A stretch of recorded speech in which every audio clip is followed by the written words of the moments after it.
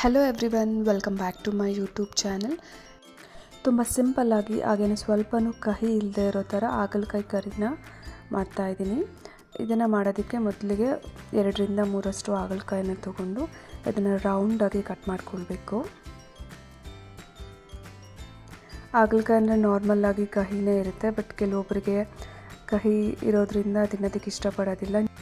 But ಹಾಗಲಕಾಯಿ ಹೆಲ್ತಿಗೆ ತುಂಬಾ ಒಳ್ಳೆಯದು. ಈ ಥರ ರೌಂಡಾಗಿ ಕಟ್ ಮಾಡ್ಕೊಂಡಿದ್ದಾದಮೇಲೆ ಒಳಗಡೆ ಸೀಡ್ ಇರುತ್ತಲ್ಲ, ಅದನ್ನು ರಿಮೂವ್ ಮಾಡ್ಕೊಳ್ಬೇಕು. ಎಲ್ಲದನ್ನು ಹೀಗೆ ರೌಂಡಾಗಿ ಕಟ್ ಮಾಡ್ಕೊಂಡಿದ್ದಾದಮೇಲೆ ಇದನ್ನು 1ರಿಂದ 2 ಸಲ ಚೆನ್ನಾಗಿ ವಾಶ್ ಮಾಡ್ಕೊಳ್ಬೇಕು. ಹಾಗಲಕಾಯಿ ಹೆಲ್ತಿಗೆ ತುಂಬಾ ಒಳ್ಳೆಯದು, ಬಟ್ ಕಹಿ ಇರೋದ್ರಿಂದ ಕೆಲವೊಬ್ರಿಗೆ ತಿನ್ನೋದಕ್ಕೆ ಇಷ್ಟ ಆಗೋದಿಲ್ಲ. ಬಟ್ ಈ ಥರ ಮಾಡೋದ್ರಿಂದ ಅಷ್ಟೊಂದು ಕಹಿ ಇರೋದಿಲ್ಲ, ಸ್ವಲ್ಪ ಬೆಟರ್ನೆಸ್ ಕಮ್ಮಿ ಆಗುತ್ತೆ. ಸೊ ಈಗ ಇದನ್ನು ವಾಶ್ ಮಾಡ್ಕೊಂಡಾಗಿದೆ. ಇವಾಗ ಇದಕ್ಕೆ 1 ಸ್ಪೂನಷ್ಟು ಸಾಲ್ಟನ್ನ ಹಾಕ್ಕೊಳ್ತಾ ಇದ್ದೀನಿ. ಸಾಲ್ಟ್ ಹಾಕಿದಾದಮೇಲೆ ಚೆನ್ನಾಗಿ ಎಲ್ಲ ಮಿಕ್ಸ್ ಮಾಡಿಬಿಟ್ಟು ಒಂದು 30 ಮಿನಿಟ್ಸ್ ರೆಸ್ಟ್ ಮಾಡಲಿಕ್ಕೆ ಬಿಡಬೇಕು. ಸೊ ಆಫ್ಟರ್ 30 ಮಿನಿಟ್ಸ್ ಇದು ಚೆನ್ನಾಗಿ ನೀರು ಬಿಟ್ಕೊಂಡಿರುತ್ತೆ. ಸೊ ಇದನ್ನು ಕ್ಲೀನಾಗಿ ಕೈಯಿಂದ ಹಿಂಡ್ಬಿಟ್ಟು ಕಂಪ್ಲೀಟಾಗಿ ನೀರು ಇಲ್ಲದೆ ಇರೋ ಥರ ಎಲ್ಲದನ್ನು ಹಾಗೇ ಹೆಂಡ್ಕೊಬೇಕು. ಒಂದು ಸ್ವಲ್ಪ ಆಮೇಲೆ ಬೆಟರ್ನೆಸ್ ಕಮ್ಮಿ ಆಗುತ್ತೆ ಈ ಥರ ಮಾಡೋದ್ರಿಂದ.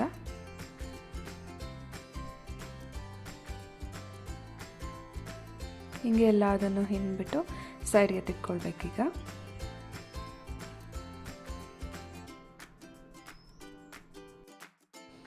ಯಾರಾದರೂ ಈ ವಿಡಿಯೋನ ಫಸ್ಟ್ ಟೈಮ್ ನೋಡ್ತಾ ಇದ್ದರೆ ಪ್ಲೀಸ್ ಸಬ್ಸ್ಕ್ರೈಬ್ ಮಾಡೋದನ್ನು ಮರಿಬೇಡಿ. ಹಾಗೆ ನಿಮ್ಮ ಫ್ಯಾಮಿಲಿ ಮತ್ತು ಫ್ರೆಂಡ್ಸ್ಗೆಲ್ಲನೂ ವಿಡಿಯೋನ ಶೇರ್ ಮಾಡಿ. ಈಗೆಲ್ಲ ಚೆನ್ನಾಗಿ ಹಿಂಡ್ಕೊಂಡಿದ್ದಾಗಿದೆ. ಈಗ ಒಗ್ಗರಣೆ ಮಾಡ್ಕೊಳ್ಬೇಕು. ಈಗ ಇದಕ್ಕೆ 2ರಿಂದ 3 ಸ್ಪೂನ್ ಆಯಿಲ್ನ ಹಾಕ್ಕೊಳ್ಬೇಕು. ಆಯಿಲ್ ಬಿಸಿ ಆಗಿದ್ದಾದಮೇಲೆ ಹಿಂಡ್ಕೊಂಡಿದ್ವಲ್ಲ ಹಾಗಲಕಾಯಿ, ಅದನ್ನು ಆಯಿಲಲ್ಲಿ ಹಾಕಿಬಿಟ್ಟು ಲೈಟಾಗಿ ಸ್ವಲ್ಪ ಕಲರ್ ಚೇಂಜ್ ಆಗೋ ತನಕ, ಒಂದು ಸ್ವಲ್ಪ ಗೋಲ್ಡನ್ ಕಲರ್ ಆಗೋ ತನಕನೂ ಇದರಲ್ಲಿನೇ ಫ್ರೈ ಮಾಡ್ಕೊಳ್ಬೇಕು. ಮೀಡಿಯಮ್ ಫ್ಲೇಮ್ ಇಟ್ಕೊಂಡು ಫ್ರೈ ಮಾಡ್ಕೊಳ್ಬೇಕು. ಇಷ್ಟು ಮಾತ್ರ ಕಲರ್ ಚೇಂಜ್ ಆದರೆ ಸಾಕಾಗುತ್ತೆ. ಈಗ ಇದನ್ನು ಸಪ್ರೇಟ್ ಒಂದು ಪ್ಲೇಟಿಗೆ ತಗೊಳ್ತಾ ಇದ್ದೀನಿ.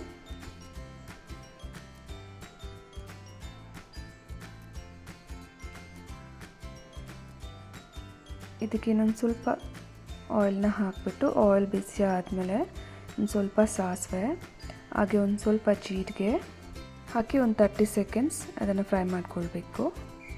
ಇದಾದಮೇಲೆ ಒಂದು ಸ್ವಲ್ಪ ಕರಿಬೇವಿನ ಸೊಪ್ಪನ್ನ ಹಾಕ್ಕೊಳ್ತಾ ಇದ್ದೀನಿ. ಈಗ ಸ್ಮ್ಯಾಶ್ ಮಾಡಿರೋವಂಥ ಬೆಳ್ಳುಳ್ಳಿ,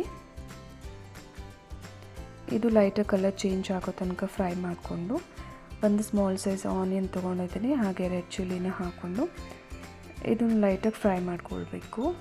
ಇನ್ ಕೇಸ್ ಬೇಕು ಅಂದರೆ ಒಗ್ಗರಣೆಗೆ ಒಂದು ಸ್ವಲ್ಪ ಮೆಂತ್ಯನೂ ಹಾಕ್ಕೊಳ್ಬೋದು. ಇದನ್ನು ಫ್ರೈ ಮಾಡ್ಕೊಂಡಿದ್ದಾದಮೇಲೆ ಈಗ 1 ಟೊಮ್ಯಾಟೊನ ಆಡ್ ಮಾಡ್ತಾ ಇದ್ದೀನಿ. ಹಾಗೆ ಇದಕ್ಕೆ ಸ್ವಲ್ಪ ಅರಿಶಿನ ಹಾಕ್ಬಿಟ್ಟು ಒಂದು ಚೆನ್ನಾಗೆಲ್ಲ ಮಿಕ್ಸ್ ಮಾಡ್ಕೊಳ್ಬೇಕು.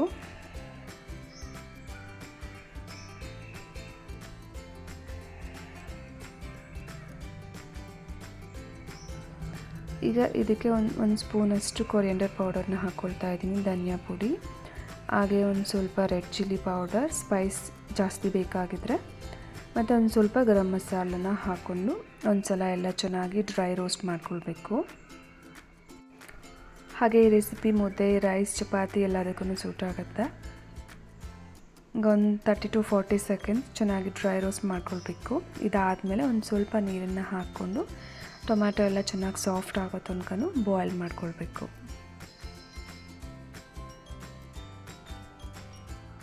ಈಗ ಇದಕ್ಕೆ ರೋಸ್ಟ್ ಮಾಡ್ಕೊಂಡಿದ್ವಲ್ಲ ಹಾಗಲಕಾಯಿ, ಅದನ್ನು ಹಾಕ್ಕೊಳ್ತಾ ಇದ್ದೀನಿ.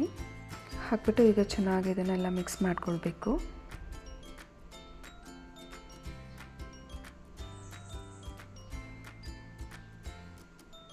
ನೆಕ್ಸ್ಟ್ ಈಗ ಇದಕ್ಕೆ ಟ್ಯಾಮ್ರಿನ್ ವಾಟರ್ನ ಹಾಕ್ಕೊಳ್ತಾ ಇದ್ದೀನಿ, ಹಾಗೆ ಒಂದು ಸ್ವಲ್ಪ ಬೆಲ್ಲ, ಎರಡನ್ನೂ ಹಾಕ್ಕೊಂಡು ಚೆನ್ನಾಗಿ ಮಿಕ್ಸ್ ಮಾಡ್ಕೊಳ್ಬೇಕು.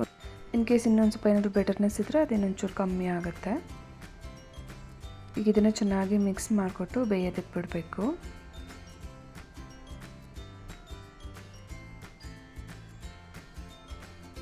ಈಗ ಇದಕ್ಕೆ ಕನ್ಸಿಸ್ಟೆನ್ಸಿ ನೋಡಿಕೊಂಡು ವಾಟರ್ನ ಹಾಕ್ಕೊಳ್ತಾ ಇದ್ದೀನಿ.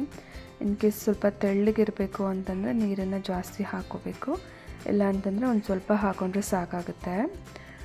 ಬೇಕಿದ್ರೆ ಒಂದು ಸ್ವಲ್ಪ ಕಾಯಿನ ಹಾಕಿ ಹಾಗೆ ಒಂಚೂರು ಗಸಗಸೆನ ಎರಡನ್ನೂ ಗ್ರೈಂಡ್ ಮಾಡಿಬಿಟ್ಟು ಕೂಡ ಹಾಕ್ಕೊಳ್ಬೋದು. ನೀವು ಈ ರೆಸಿಪಿನ ಒಂದು ಸಲ ಟ್ರೈ ಮಾಡಿ ಹೇಗೆ ಬಂತು ಅಂತ ಕಮೆಂಟ್ ಮಾಡಿ ಹೇಳಿ. Thank you for watching the video.